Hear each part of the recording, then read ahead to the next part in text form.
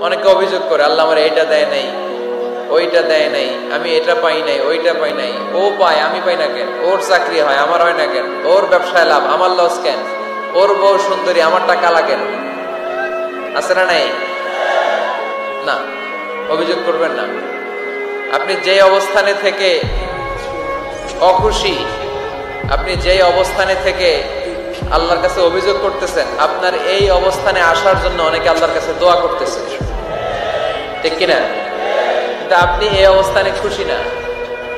অনেকে এই অবস্থানে আসতে চায়, তাদের স্বপ্ন যে তারা একদিন আপনার স্থানে আসবে, কিন্তু আপনি আপনার জায়গায় থেকে খুশি না। এজন্য উনজুর ইলা মান হুয়া আসফালা মিনকা, তোমার চেয়ে যে খারাপ অবস্থায় আছে তার দিকে তাকাও, তাহলে তোমার মনের দুঃখ ঘুচিয়ে দিবে কে?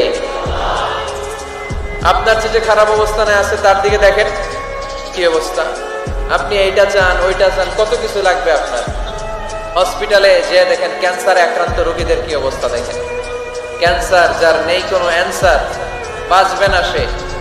ওরে যে জিজ্ঞেস করেন ভাই আমি তো বাড়ি চাই, গাড়ি